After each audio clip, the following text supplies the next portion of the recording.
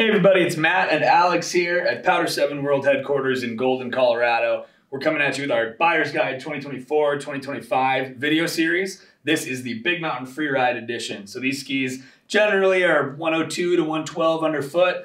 Great for chasing powder, hunting soft snow, especially out here in the West. They can be daily drivers too.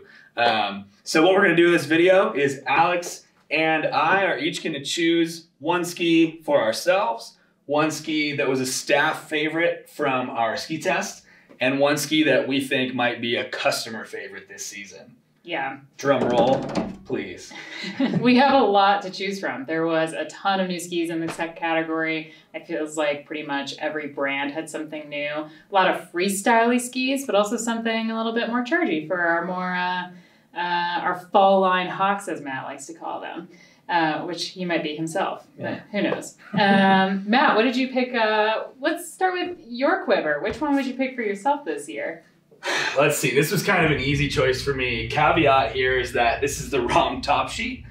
This is the Dynastar M-Free 108 2024 graphic. So as soon as we get the 2025 in, I'm going to flash it up on the screen. Ding! That's what the new ski looks like. You can find it at powder7.com already. But this is the Dynastar M-Free 108. So it's a returning model with some minor updates. The M-Free collection is Dynastar's Freeride series. The 108's the flagship ski. There's a hybrid core 2.0 inside this ski, which is the noteworthy thing is it's like a polyurethane that runs throughout the core of the ski, and that dampens vibrations. It makes for a really smooth ride. I really like that this ski has an awesome suspension, tip to tail. It feels really balanced and reliable, even if you're in chattery, chundery garbage and some back bowls. For the new model, Dynastar also shed some weight out of the tips to reduce the swing weight, make it a little bit more maneuverable, which really pays off in chutes and bumps. And you get a nice, fairly high camber under your foot. Also this year, the tails are a little bit stiffer, so stomping landings is a little bit easier. Reliable tails help out a lot, especially in crappy or mixed conditions. So Dynastar M-Free 108 is my pick for myself. Might buy a pair. I've been a huge fan of how versatile the ski is. It can feel like a really playful ride, but then when you get it up to Mach 5 and hit some crappy snow, I've always been really surprised at how well it holds up and how stable of a platform it provides. So big ups for M-Free 108 for me. Yeah. How about your ski, Alex? My pick was the Black Crow's Corvus, the Corvus, if you will. This is a flagship ski for Black Crows. It was the first ski they ever came out with, and it's kind of developed a bit of a cult following, but it hasn't seen too many updates. Famously, before this year, it had a full rocker profile, flat camber. This year, they popped some camber back into there. And it's not a crazy amount. You can probably barely see it on camera, just a millimeter or two, but that allows it to just have a little bit more skiability. When you run the bases flat, you're just cruising back to the lift. You're not gonna get that much wanderiness anymore. It's gonna hold a little bit of better edge. But because they kept the camber so low and that rocker in there, it's still very drifty, very swivelly. It has that real pivoty feeling, like you're very low to the snow almost, which kind of makes you feel like a little panther when you're like skiing through the trees, because you're just kind of like swiveling around, which I really like in a ski. It feels very glued to the snow, very planted. Instead of 2 sheets of metal, they have dropped it just down to 1, but I still found a lot of stability in this ski. I think for the true Corvus fans who loved the heavy metal, double metal from last year, you'll be missing some weight. But I think this ski still offers a surprising amount of stability, and it's just a little bit more, it widens that range of skiers who can hop on it and have a good time. And again, I found a lot of support out of this ski, even with a single sheet of metal. So, yeah. Yeah, I really like the long turn radius on that. It's fun for skiing kind of directionally, but then there's so much rocker you can release it really easy too. Yeah, it lets you kind of play with what style you want to do that day, whether it's a little bit more pivoty and tight turns and tight terrain, or if you're in some more open terrain, you can really open it up and arc some long turns. And it feels really stable at speed, so yeah. Big ups for the Corvus this year. Corvus. So Matt, from your side, what were the folks really loving at ski test? Our staffers. So K2 did a similar thing that Dynastar did this year. They took a familiar name and give it a little bit of an update. So this is the K2 Reckoner 110. We've also got a little bit wider K2 Carl Phosphate kind of Pro model that's like the Reckoner Pro that we detail in our written blog post for the Buyer's Guide. But the 110 Reckoner right here brings the same really lively, playful, fairly soft flexing performance that you got from that first Reckoner series into a 110 ski that they've added a little bit of heft to. So K2 added carbon spectral braid. If you ever see like a K2 video or whatever, that's the crisscrossing carbon fibers throughout the ski. So that smoothens the ride, dampens it a little bit. I think that old Reckoner, if you got it in cruddy snow, it didn't hold up as well as K2 might have wanted it to. So this new 110, a little bit more sturdy with a better suspension throughout. Chamfered sidewalls or chamfered top sheets right along the sidewall edge, improved durability a little bit as well. So you'll notice quite a bit of tip and tail splay, lively poppy camber underfoot. So you can think of this as kind of like a 110 kind of freestyle Freeride ski. If you like jibbing, buttering, popping off stuff, Reckoner 110 is one of your top choices for sure. And our staffers just kept coming back at our ski test from Chair 9 at Loveland with big old grins on their faces. So a lot of stoke around the 110. I know they also updated the women's side here. And did you get a chance to ride those, Alex? Yeah, they mirror the men's. They're just different graphics. They are, like you said, super fun, jibby option for our playful skiers out there. We actually got a comment from someone on one of our Reckoner videos about mounting it further back and finding they were talking about how it just like railed, you know? So if you like the idea of a really rockered shape and a softer flex, but aren't necessarily spinning a lot or aren't skiing backwards a ton, you could consider mounting that a little bit more back and you'll get a little bit more of a versatile ski out of that. Yeah.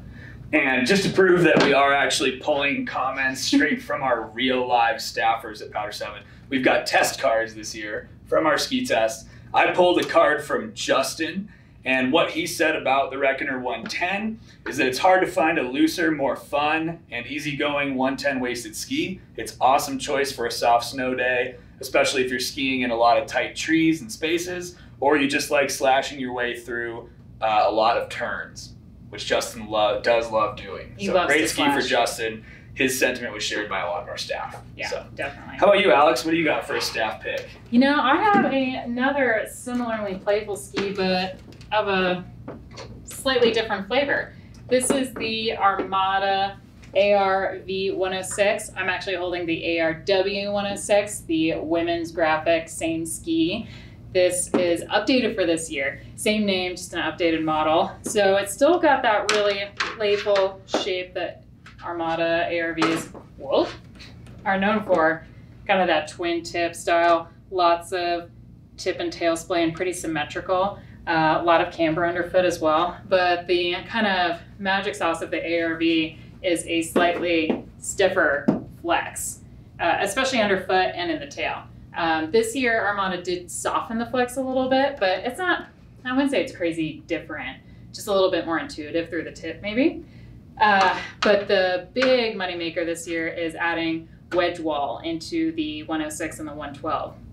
Armada introduced wedge wall last year with the skinnier ARVs, and wedge wall is just a wedge-shaped sidewall that they jam into the core of the ski, and that allows them to shave some weight instead of a full traditional sidewall while making the ski a little bit stronger and more durable. I actually found the ski to feel like pretty torsionally rigid. When I was ripping a groomer back, I was like, whoa, I can kind of stand on this, which is pretty sweet. And a lot of our staffers just liked the blend of a stiffer flex pattern with a more playful shape. Just gives you a little bit more platform for when you're cruising through some chunky snow and things like that.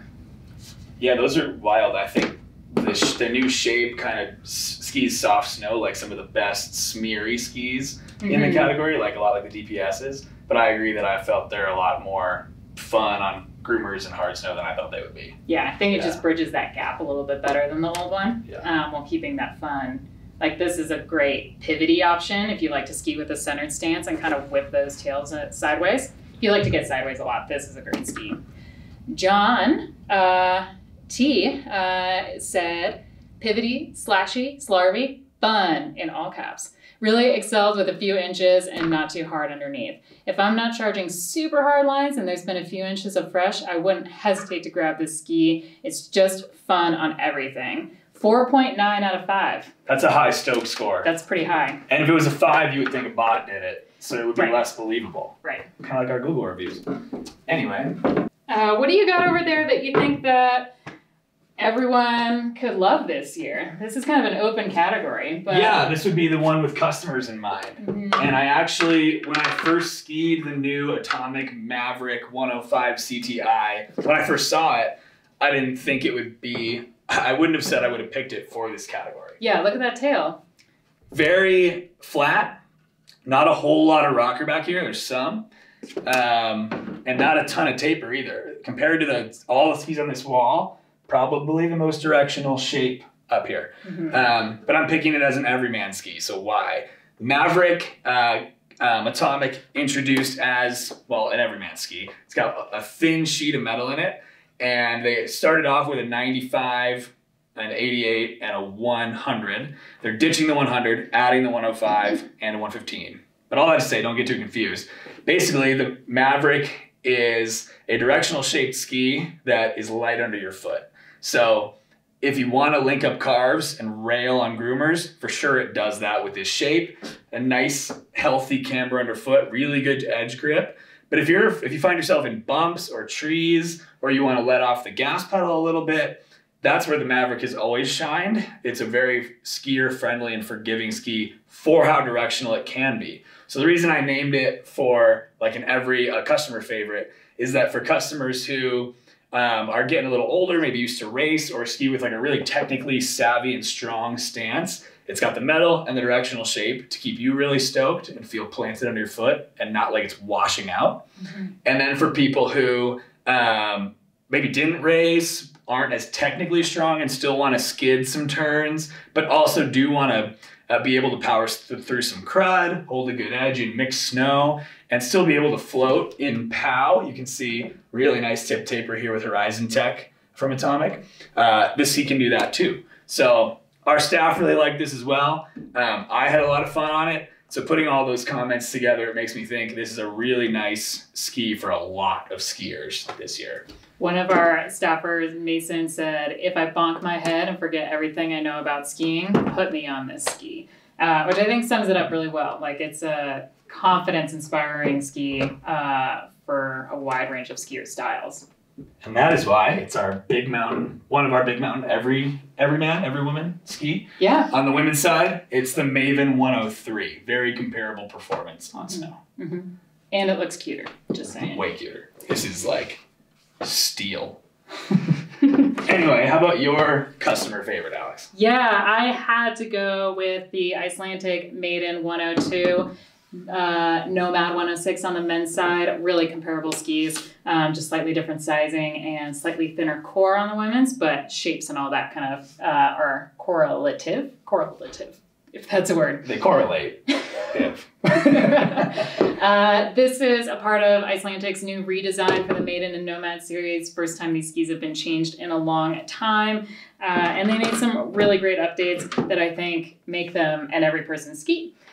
So Icelantic took this camber profile and bumped it up. They actually doubled it. It went from 2 millimeters to 4 millimeters. So you can actually see a big jump up in camber underfoot. That adds a lot of energy and also just good support when you've got the ski on edge. And they've also added carbon stringers, both above and below the core. More pop, more stability, a little bit more energy, more snap. They changed the tip and tail shapes to be a little bit more symmetrical. So the ski is a little bit more balanced and a little bit more playful in that way. And they also changed the tip construction to make it a little bit lighter. So the swing weight's a little bit lighter.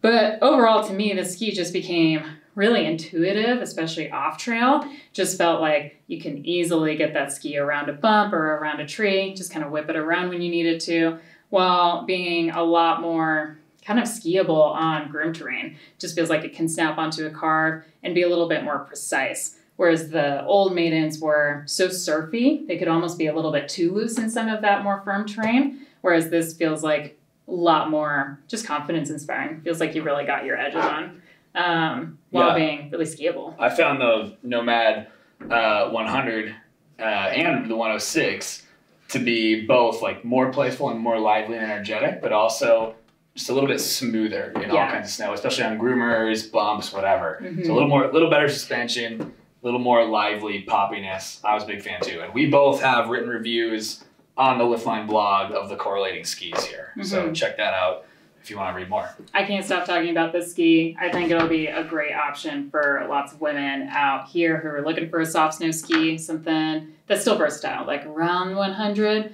It's just a great option. One thing to know, if you are really in that big mountain terrain, Icy also has the Maiden 108 and Nomad 112. Those are a little bit more similar to the old ones, less camber, raise, and a little bit stiffer. Those are going to be for our charters who like to stomp landings and stuff like that. And those skis are sick as well. Yeah. Awesome year for Icelantic. Yeah. We're so excited. Yeah. Awesome year in this category, Big Mountain Freeride. Those are a sampler of what we've got. As always, if you want to see all of our skis in our buyer's guide categorized by how they ski on snow with staff quotes and all that, check out our full buyer's guide at the link down below in the description. You should also smoke the subscribe button so you get notified when we release more silly videos just like this one. And yeah, snow's on the way.